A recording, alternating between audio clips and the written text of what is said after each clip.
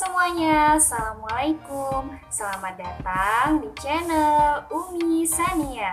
Di video kali ini saya akan membahas anak yang nakal atau perilaku orang tua yang salah. Yuk ikutin terus videonya. Jangan lupa like, comment, share, and subscribe, oke?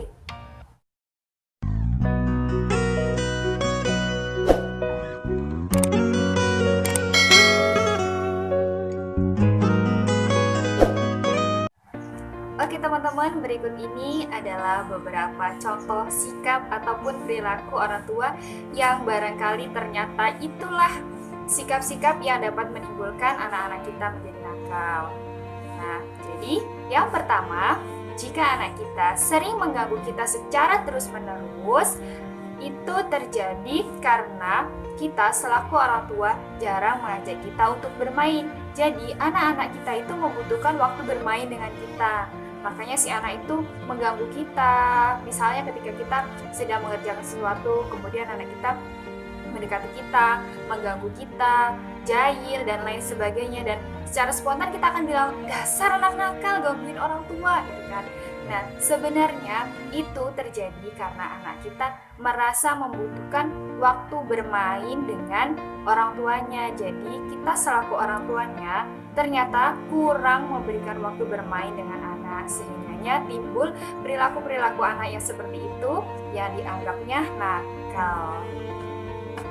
Yang kedua, jika anak kita seringkali berbohong, bisa jadi itu karena kita seringkali memarahi anak kita ketika anak kita itu membuat kesalahan, sehingganya anak jadi terpaksa berbohong agar supaya tidak dimarahi.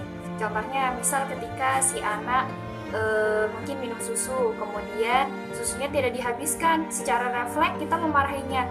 Kok susunya nggak dihabisin sih? Kan belinya mahal, ini itu dan lain sebagainya. Kemudian anak merasa takut kan, jadi di kesempatan berikutnya ketika si anak itu minum susu, kemudian karena mungkin sudah kenyang, jadi susunya nggak habis, sama anak itu dibuang. Ketika ibunya tanya, adek susunya habis nggak? Si anak itu akan berbohong dan bilang, habis kok mah, padahal susunya dibuang. Nah, hal itu sebenarnya bukan murni ya, bukan murni karena anak ingin berbohong, tapi ada dorongan-dorongan yang membuat anak sehingga si anak tersebut jadi berbohong. Yang ketiga, jika anak kita cengeng dan penakut, bisa jadi itu terjadi karena kita seringkali menasehatinya tanpa memberikan dorongan dan semangat. Nah, bedakan antara kata jangan takut dengan ayo, adek pasti bisa. Nah, kalimat jangan takut itu justru menjadi suatu kalimat larangan ya, larangan yang tidak membangun semangat anak karena anak tidak bisa menerima kata jangan. Jadi ketika kita memberikan semangat, ayo adek pasti bisa, nah si anak akan merasa, oh saya didukung nih, saya disupport. Jadi si anak ini seneng gitu kan. Jadi si anak itu merasa ya itu tadilah ada yang mendukung dia, sehingga itu menjadi power untuk dia untuk berkembang menjadi lebih baik lagi. Contohnya ketika kegiatan-kegiatan yang melibatkan antara ibu dan anak, seperti halnya mungkin ketika mengikuti lomba. Nah biasanya ibu-ibu suka bilang, udah jangan takut, pasti bisa, jangan takut gitu kan. Nah sebenarnya kata jangan itu justru menimbulkan sisi yang lain bagi si anak. Lain halnya dengan ketika ibunya bilang, ayo adek pasti bisa, adek kan hebat, ayo adek pasti bisa.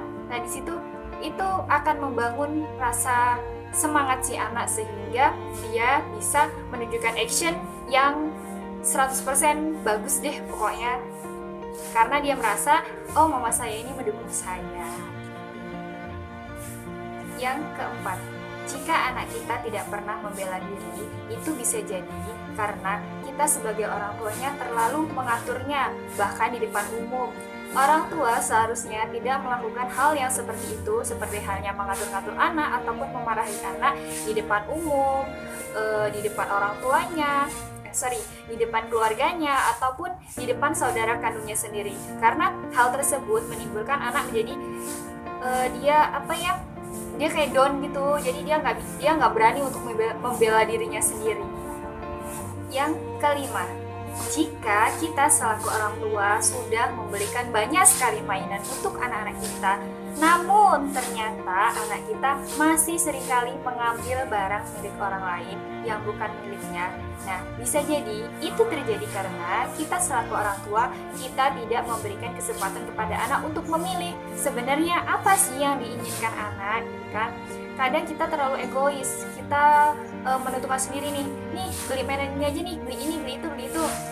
Nah, pada dasarnya si anak itu sebenarnya gak suka dan dia menginginkan yang lain, tapi ya apalah daya karena orang tuanya sudah memeta-metakan kan apa yang dibutuhkan anak. Oh, anak saya harusnya pakai ini, padahal yang dibutuhkan anak itu yang diinginkan yang lain, mainan yang lain. Misalnya nih, anaknya pengen beli mainan pesawat. Nah, si ibunya bilang udah nggak usah, beli mobil-mobilan aja. Terus dibeli tuh mobilnya.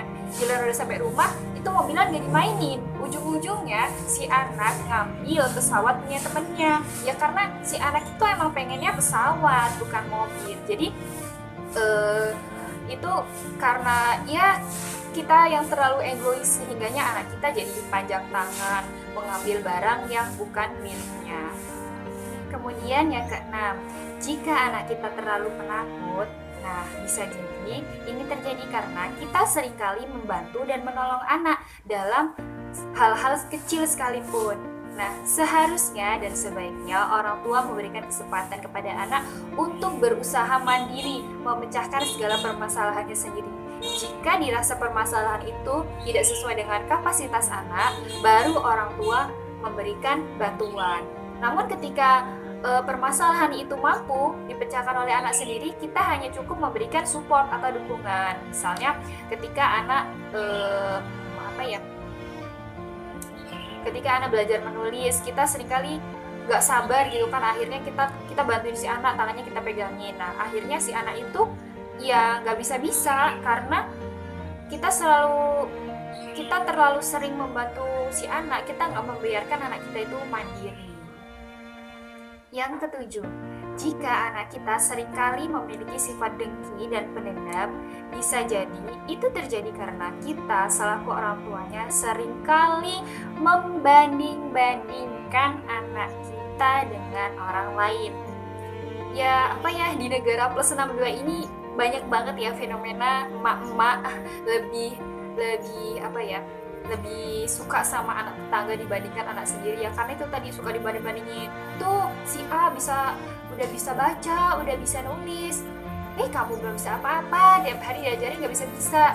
Nah, akhirnya si anak itu semangat itu bukannya tergugah, yang ada si anak malah justru dengki ataupun dendam. Bisa jadi dendam dengan ibunya, bisa jadi juga dengan si objek yang dibangga-banggakan oleh orang tuanya itu. Jadi stop ya, mulai sekarang jangan membanding-bandingkan anak kita dengan orang lain, karena ya anak kita ya itulah harta kita. Jadi kita harus menerimanya dengan sepenuh hati. Jangankan anak-anak, kita yang orang dewasa kalau dibanding-bandingin aja kayaknya sakit gitu kan. Apalagi anak-anak usia dini gitu kan, masih masa pertumbuhan, udah sering dibanding-bandingin. Jadi ya kapan si anak akan berkembang kalau orang tuanya selalu kayak gitu. Yang kedelapan, jika anak kita sering marah, nah bisa jadi itu terjadi karena kita seringkali menghardiknya ketika nakal dan kita tidak pernah memberikan pujian ketika si anak itu berhasil, sehingganya itu anak menjadi gampang marah, cepet ngambek, ya karena dia ngerasa nggak mendapatkan penghargaan dari orang tuanya. Jadi untuk setiap hal-hal kecil yang bisa dilakukan anak, mulai sekarang deh kita bilang, wah adik hebat, bisa makan sendiri. Atau contoh lain, misalnya anaknya udah bisa pakai baju sendiri, wah hebat, anak mama sudah bisa pakai baju sendiri. Kan kadang orang tua itu suka berat gitu untuk mengucapkan hal-hal yang kecil seperti itu. Padahal hal-hal yang kecil seperti itu bisa membuat hati anak itu menjadi senang. Dia ngerasa, wah ternyata usaha saya dihargai nih, saya dapat penghargaan dari mama saya. Yang kesembilan, Jika anak kita tidak bisa menghargai orang lain, bisa jadi itu terjadi karena kita seringkali memberikan perintah kepada anak tanpa menjelaskan kenapa sih sebenarnya mama saya kok bilang kok kasih saya perintah begini. Kan kadang orang tua itu ibaratnya gini, sebuah lingkaran, si anak itu tidak diberitahu bahwasanya lingkaran itu penuh.